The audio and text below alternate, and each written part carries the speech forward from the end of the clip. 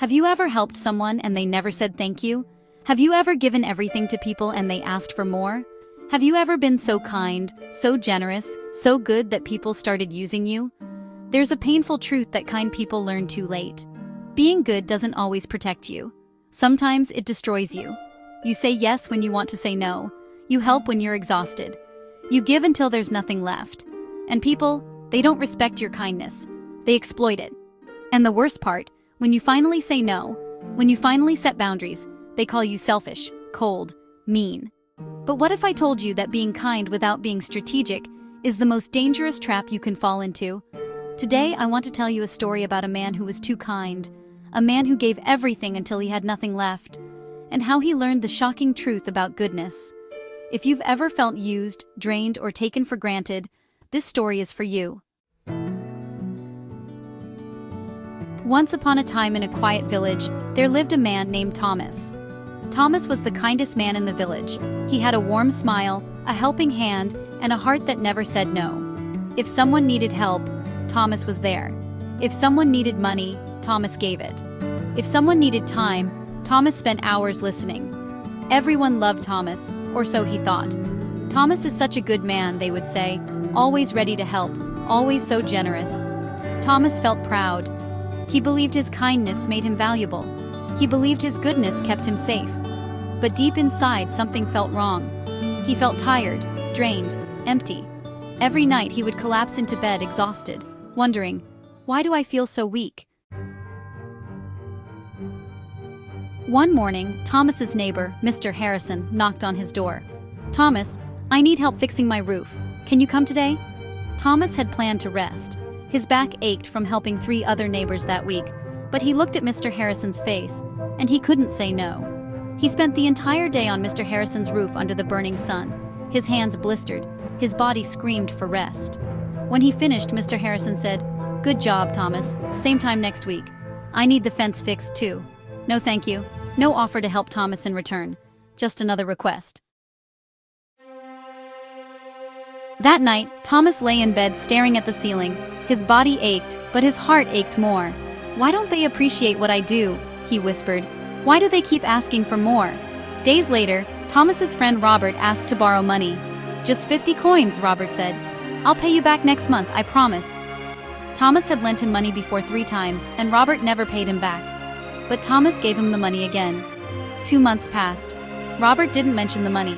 When Thomas finally asked, "Robert, about the money I lent you," Robert's face changed. "What? I thought we were friends, Thomas. Friends don't keep track of these things." Thomas felt a knife twist in his chest. He gave and gave and gave, and now he was the bad guy for asking. One evening, the village held a meeting about building a new well.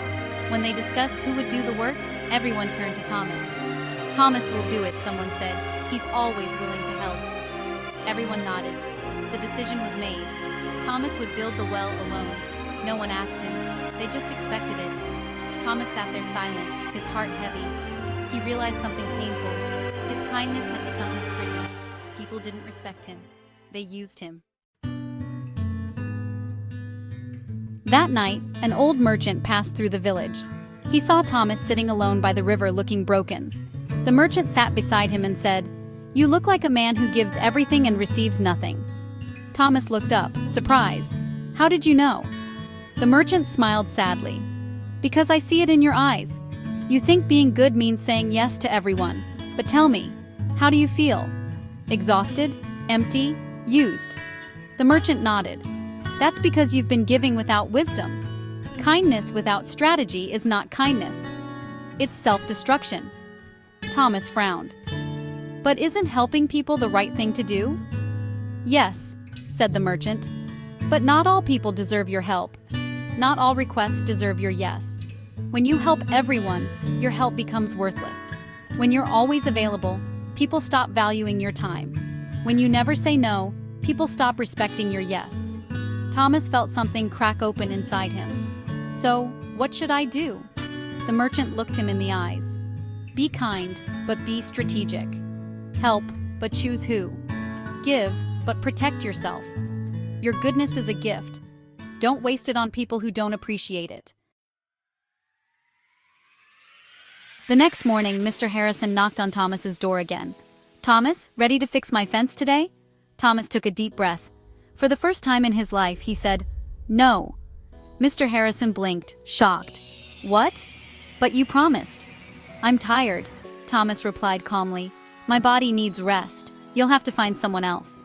Mr. Harrison's face turned red. "I can't believe this." Thomas stood firm. "I fixed your roof, your door, your garden fence, and you never once helped me. You never once said thank you. You only asked for more." Thomas closed the door gently. His hands were shaking, but for the first time, he felt free. Days later, Robert asked to borrow money again. Thomas looked at him calmly. "No."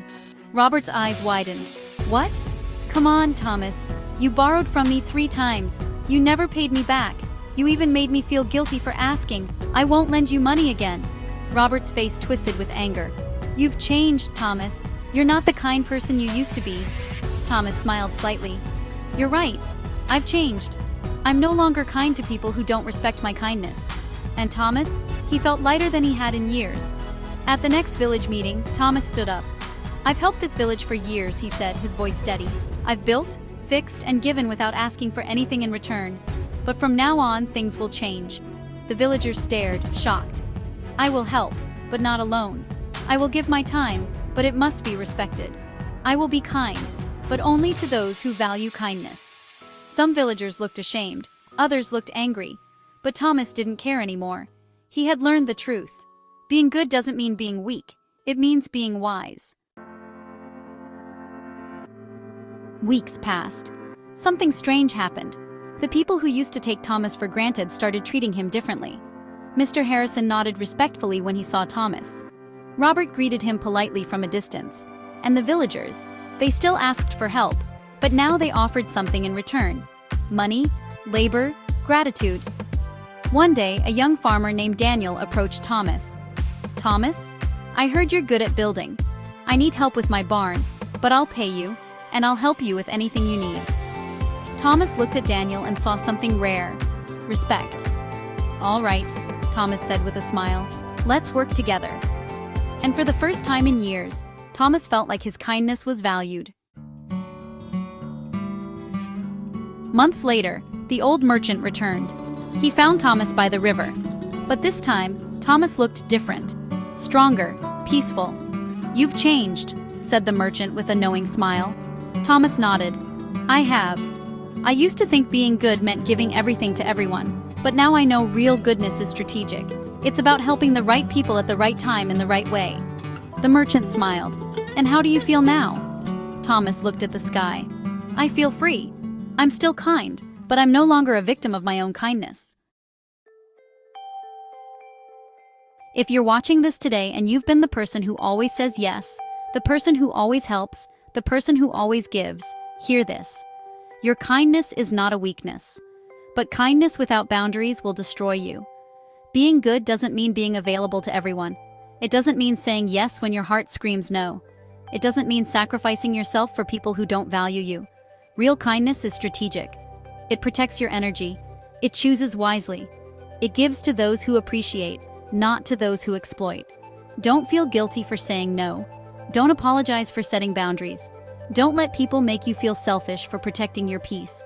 One person who respects your kindness is worth more than 100 who take advantage of it. If this story touched your heart, if you needed to hear this today, subscribe to Tales with English. Every story here is a lesson. Every lesson is a light. You are not selfish for protecting yourself. You are wise. God bless you. And remember, being kind is beautiful, but being strategically kind is powerful.